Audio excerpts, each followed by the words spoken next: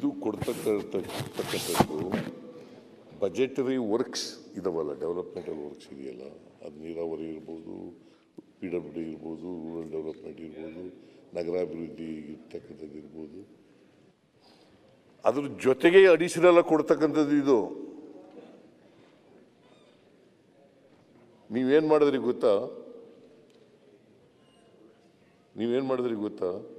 2,70,000 ಕೋಟಿ ರೂಪಾಯಿ ಹಣ ಇಲ್ಲದೇನೆ ಮಂಜೂರು ಮಾಡಿಬಿಟ್ರಿ, ಟೆಂಡರ್ ಕರೆದ್ಬಿಟ್ರಿ. 2,70,000 ಕೋಟಿ. ಆಮೇಲೆ ಮುಖ್ಯಮಂತ್ರಿಗಳ ವಿವೇಚನಾ ಅನುದಾನ ಅಂತೇಳಿ 1,66,000 ಕೋಟಿ ರೂಪಾಯಿ ಕೊಟ್ಬಿಟ್ರು. ದುಡ್ಡೇ ಇಲ್ಲ. ಹಂಗಾಗಿ ಪೆಂಡಿಂಗ್ ಬಿಲ್ಸ್ಗಳೆಲ್ಲ ಜಾಸ್ತಿ ಆಗ್ಬಿಡ್ತು. ನಮಗೆ ಕಾಂಟ್ರಾಕ್ಟರ್ಸ್ ಅಸೋಸಿಯೇಷನ್ ಅವರು ನಮಗೆ ಬಿಲ್ ಪಾವತಿ ಮಾಡಿಲ್ಲ ಅಂತ ಹೇಳಕ್ಕೆ ಶುರು ಮಾಡ್ಬಿಟ್ಟು, ನೀವು ಮಾಡಿದ ತಪ್ಪಿನಿಂದ ಇವತ್ತು ನಾವು ಅನುಭವಿಸ್ಬೇಕಾದಂಥ ಪರಿಸ್ಥಿತಿ ಇದೆ. ಈ ತಪ್ಪಿನಿಂದ ನಮಗೆ ಗ್ಯಾರಂಟಿ ಯೋಜನೆಗಳನ್ನು ಮಾಡೋದ್ರಿಂದ ಹಣದ ಮುಗ್ಗಟ್ಟಾಗಿಲ್ಲ, ಹಣದ ಕೊರತೆ ಆಗಿಲ್ಲ.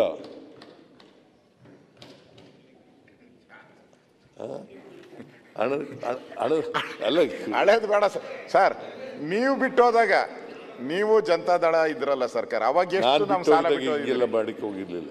ಅವಾಗ ಎಷ್ಟು ಸಾಲ ನಾನು ಬಿಟ್ಟು ಹೋಗಿದ್ದಾಗ ನಾನು 2013ರಿಂದ 2018ರವರೆಗೆ ಇನ್ನು ಬೊಮ್ಮಾಯಿ ಅವರು ಪ್ರಾವಿಷನ್ ಇತ್ತು 25,000 ಕೋಟಿ ಪ್ರಾವಿಷನ್ ಇತ್ತು, ಬಿಟ್ಟು ಹೋದ್ರು ನಿಮ್ಗೆ.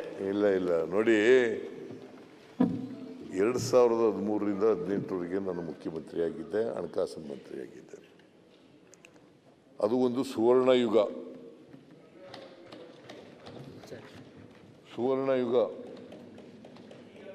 ಆ 5 ವರ್ಷ ಇತ್ತಲ್ಲ ಅವಧಿ, ಆಗ ದುಡ್ಡಿಗೆ ತೊಂದರೆನೇ ಇರಲಿಲ್ಲ. ಈಗ ಯಾಕೆ ದುಡ್ಡಿಗೆ ತೊಂದರೆ ಆಗಿದೆ ಅಂತಂದ್ರೆ, ಒಂದು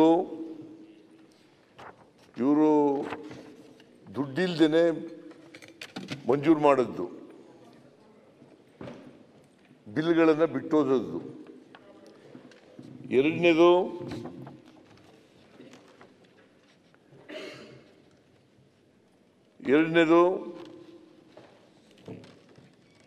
ಇವರು ಬಿಲ್ ಪೇ ಮಾಡಿಬಿಟ್ಟಿದ್ರೆ ಅಥವಾ ರೀಸನಬಲ್ ಆಗಿ ಇಟ್ಬಿಟ್ಟಿದ್ರೆ ನಮಗೆ ತೊಂದರೆ ಆಯ್ತಿರಲಿಲ್ಲ.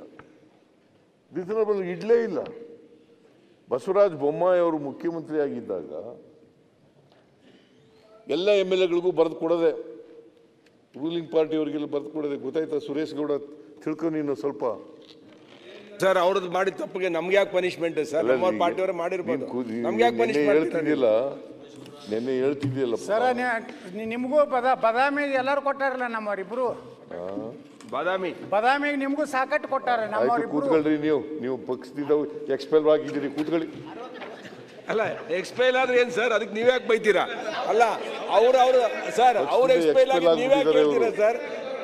ಅಲ್ಲ, ಪಾರ್ಟಿಯಿಂದ ಎಕ್ಸ್ಪೈಲ್ ಅವರು ಶಾಸಕರದಾರ. ಮಂತ್ರಿಗಳ ನಿಮ್ಮನ್ನು ದೇವೇಗೌಡರು ಎಕ್ಸ್ಪೆಲ್ ಮಾಡಿದ್ರಲ್ಲ, ತಮ್ಮನು ಎಕ್ಸ್ಪೆಲ್ ಮಾಡಿದ್ರು ಸರ್ ದೇವೇಗೌಡರು.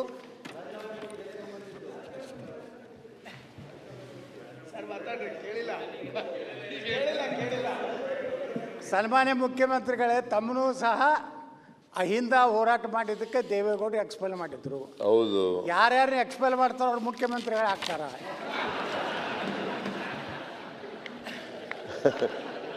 ಈಗ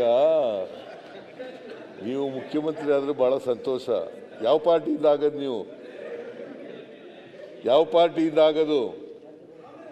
BJPಯಿಂದ ಎಕ್ಸ್ಪೆಲ್ ಮಾಡಿಬಿಟ್ಟಿದ್ದಾರೆ. ನೀವು ಒಂದು ಹೊಸ ಪಕ್ಷ ಮಾಡಿ ಚೀಫ್ ಮಿನಿಸ್ಟರ್ ಆಗ್ಬೇಕಾದ್ರೆ ನಾನ್ ಅಡ್ಜಸ್ಟ್ಮೆಂಟ್ ಪೊಲಿಟಿಕಲ್ ಪಾರ್ಟಿ. ಈಗ ಯತ್ನಾಳ್ ಅವ್ರೆ ಒಂದು ಹೊಸ ಪಕ್ಷ ಮಾಡ್ಲಿ ಪಾಪ. ಮುಖ್ಯಮಂತ್ರಿಗಳೇ, ಸನ್ಮಾನ್ಯ ಅಧ್ಯಕ್ಷರೇ, ಪಕ್ಷದ ಹೆಸರು ಹೇಳಿ. ನಾವು ನಾನ್ ಅಡ್ಜಸ್ಟ್ಮೆಂಟ್ ಪೊಲಿಟಿಕಲ್ ಪಾರ್ಟಿ ಮಾಡಕತ್ತೀವಿ.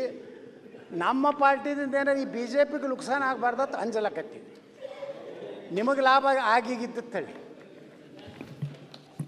ನಮಗೆ ಲಾಭ ಆಗಬೇಕಾದ್ರೆ ನೀವು ಒಂದು ಹೊಸ ಪಾರ್ಟಿ ಮಾಡಬೇಕು. ಅದಕ್ಕೆ ಹೆಂಗಾದರೂ ಇದು ಮುಖ್ಯಮಂತ್ರಿ ತಮ್ಮದು ಕೊನೆಯ ಅವಧಿ ಇದೆ, ಮುಂದಂತರೂ ನೀವು ಮುಖ್ಯಮಂತ್ರಿ ಆಗೋದಿಲ್ಲ ಅಂತ ಹೇಳಿಬಿಟ್ಟಿರಿ. ನಾನು ಮುಖ್ಯಮಂತ್ರಿ ಆಗಲ್ಲ, ಹಾಂ ರೀ, ನೆಕ್ಸ್ಟ್ ಮುಖ್ಯಮಂತ್ರಿ ಆಗಲ್ಲ, ನೀವು ಆಗ್ಬೇಕಂತಿದ್ರಲ್ಲ, ಅದಕ್ಕೋಸ್ಕರ ಹೊಸ ಪಾರ್ಟಿ ಮಾಡಿ. ಅದೇ ಸರ್, ಈಗ ನೀವು ಮುಖ್ಯಮಂತ್ರಿ ಆಗೋದಿಲ್ಲ ಅಂದ್ರೆ ನಿಮ್ಮ ಏನು ಓಟ್ ಅದೋ ಎಲ್ಲ ನಮ್ಮ ಕಡೆ ಬರ್ತಾವೆ, ನಾವು ಮುಖ್ಯಮಂತ್ರಿ ಆಗ್ತೀವಿ. ಯಾವ ಕಾರಣಕ್ಕೂ ನಮ್ಮ ಓಟ್ಗಳು ಇವ್ರ ಜೊತೆ ಹೋಗಲ್ಲ. ಯಾಕಂತಂದರೆ ಇವರು ಪರಿಶಿಷ್ಟ ಜಾತಿ ವಿರೋಧಿಗಳು, ಹಿಂದುಳಿದ ಜಾತಿಗಳ ವಿರೋಧಿಗಳು, ಅಲ್ಪಸಂಖ್ಯಾತರ ವಿರೋಧಿಗಳು. ಆದ್ದರಿಂದ ಇವರು ಯಾವ ಕಾರಣಕ್ಕೂ ನಮ್ಮ ಓಟ್ಗಳೆಲ್ಲ ಇವ್ರ ಜೊತೆ ನೀವು ಹಿಂದೂ ಹೋಗಲ್ಲ. ವಿರೋಧಿಗಳಲ್ಲ ಬಡವರ ಸರ್, ನಿಮ್ಗೆ ಹೆಂಗ್ ವಿರೋಧಿಗಳು. ಬರುತ್ತೆ? ಕೂತ್ಕೊಳ್ಳಪ್ಪ, ನೀವು ಹಿಂದೂ ವಿರೋಧಿಗಳಲ್ಲ. ಅವ್ರ ಜೊತೆ ಮಾತಾಡ್ತಾರೆ. ನೀವು ಕೂತ್ಕೊಳ್ಳಿ. ಸನ್ಮಾನ್ಯ ಅಧ್ಯಕ್ಷರೇ, ಈಗ ನಾವು ನಿಮ್ಮ ಅತ್ಯಂತ ಪ್ರೀತಿಯ ಶಿಷ್ಯ ರಾಜಣ್ಣವ್ರು ಕೂಡ ಪಾರ್ಟಿ ಮಾಡ್ತೀವಿ. ಅದ್ರ ಜೊತೆಗೆ ನಾವು ಬರೇ ದೇಶದ್ರೋಹಿಗಳ ವಿರೋಧಿಗಳು, ನಾವು ಪರಿಶಿಷ್ಟ ಜಾತಿಯ ವಿರೋಧಿಗಳಲ್ಲ. ನಮ್ಮ ದೇಶದ ಎಲ್ಲ ಜನಾಂಗದ ಪ್ರೀತಿಯನ್ನು ಮಾಡೋದು. ಬಹಿರಂಗವಾಗಿ ಟೋಪಿ ಹಾಕಿರೋರು ಓಟ್ ಬೇಡ ಅಂತ ಹೇಳೋರು ಯಾರು? ಓಟ್ ಬೇಡ ಅಂತ ಹೇಳ್ದವ್ ನಾನೇ ಬಿಡ್ರಿ. ಅದ್ರಾಗೆ ಇವರು ಈ ದೇಶದಲ್ಲಿ ಅವರು ಓಟ್ ಬೇಡ ಅಂತ ಹೇಳ್ದವ್ ನಾನೇ. ಏನು ಅದಕ್ಕೇನು ಭಯ ಇಲ್ಲ, ಅಂಜಿಕಿಲ್ಲ, ಏನು ಯಾರ್ದು ಬಿಡೇ ಇಲ್ಲ. ಆಯ್ತು ಸರ್, ಸಬ್ಜೆಕ್ಟ್.